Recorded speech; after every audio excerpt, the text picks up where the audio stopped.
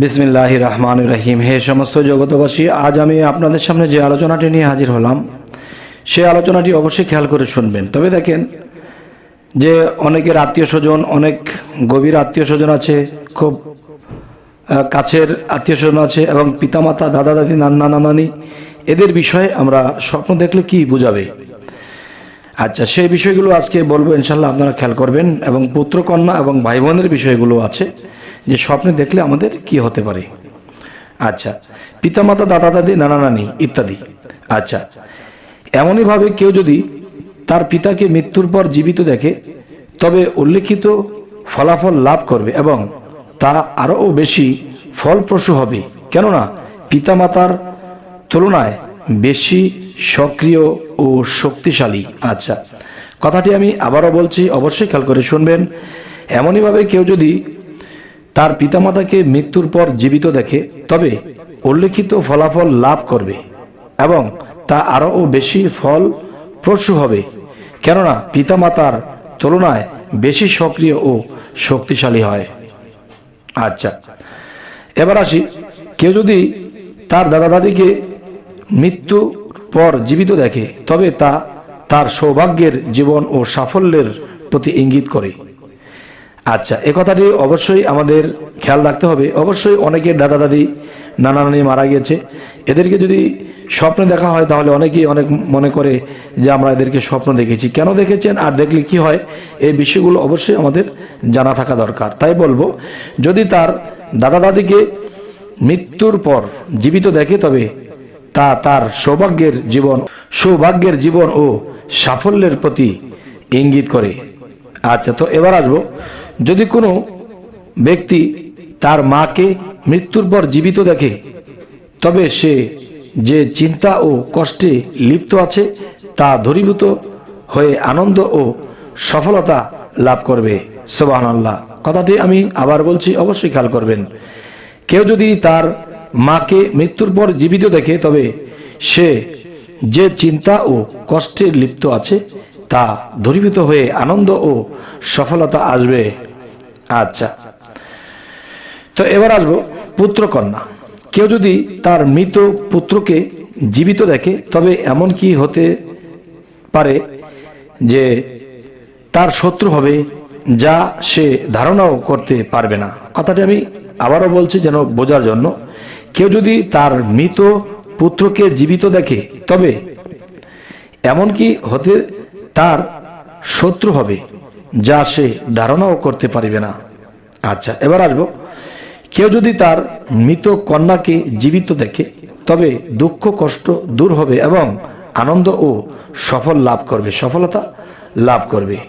আচ্ছা, তাহলে মৃত পুত্রের বেলায় একথা বলা হলো এবং মৃত মেয়ের বেলায় কথাটি বলা হলো, এর কারণ কি? এর কারণটাও আমাদের চিন্তার বিষয়। তাই আমি কথাটি আবার বলছি, কেউ যদি তার মৃত পুত্রকে জীবিত দেখে তবে এমন কি হতে পারে তার শত্রু হবে যা সে ধারণাও করিতে পারে না যে এত কঠিন শত্রু হবে।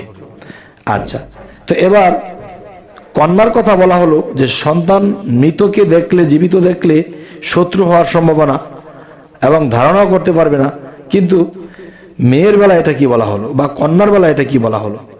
কেউ যদি তার মৃত কন্যাকে জীবিত দেখে তবে দুঃখ কষ্ট দূর হবে এবং আনন্দ ও সফলতা লাভ করবে। আচ্ছা, যাই হোক, এই জিনিসগুলো আল্লাহ যে মানুষদেরকে দেখায় অবশ্যই আমাদের আগাম খবর হিসেবে এই জিনিসগুলো দেখায়। অবশ্যই স্বপ্নের ব্যাখ্যা করে চললে আমরা সামনে ভালো থাকবো, আল্লাহর ইবাদত করতে পারবো, সুপথে থাকবো। আচ্ছা, এবার আসি যে ভাই বোন।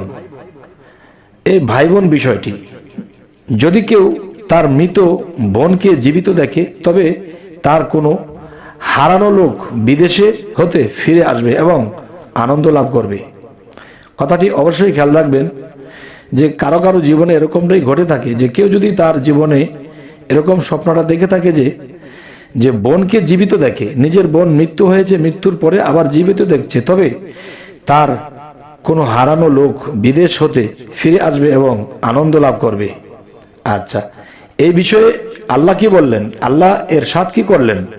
যেহেতু আল্লাহ তাআলা এর সাথ ফরমান মুসার মা মুসার বোনকে বললেন, তুমি তার পিছে পিছে যাও, ফলে সে দূর হতে তাদের অজ্ঞতা সারে অপরিচিতা হয়ে থাকে, অপরিচিতা হয়ে তাকে দেখতে লাগলো। সূরা আল কাসাস আয়াত 11। আচ্ছা, এরপরের আলোচনাটি হলো, কেউ যদি তার মৃত ভাইকে জীবিত দেখে তবে দুর্বলতার পর শক্তি অর্জন করবে, যেহেতু আল্লাহ তাআলা ইরশাদ করেন, মুসা বলেন, আমার ভাই হারুনকে আমার সাহায্যকারী বানাও এবং তার মাধ্যমে আমার কাজে মজবুত করে দিন এবং তাকে আমার কাজ শরীক করেন। সূরা তোয়াহা আয়াত 30-31। হে সমস্ত জগতবাসী, আজকের যে আলোচনাটি করা হলো, এই আলোচনাটি যদি আমরা সবসময় মাথায় রাখি এবং বোঝার চেষ্টা করি, তো ইনশাল্লাহ আমাদের সাফল্যের জীবন হবে। আর আমরা সাফল্যের জীবন বলতে কি বুঝবো? সাফল্যের জীবন বলতে আমরা এটাই বুঝবো যে আমরা এই পৃথিবীতে চরিত্রবান, আল্লাহর আমলকারী, সাধনকারী, আল্লাহকে লাভ করি, এরকম বিষয়ে যদি আমরা অগ্রসর হতে থাকি, তাহলে এই জীবনটাকে সাফল্যের জীবন বলা হয়। তবে পরবর্তীতে যেন আপনাদের সামনে আরো ভালো ভালো আলোচনা এনে দিতে পারি, তো অবশ্যই সাবস্ক্রাইব করে নিন। পরবর্তীতে আবার দেখা হবে। আল্লাহ হাফেজ।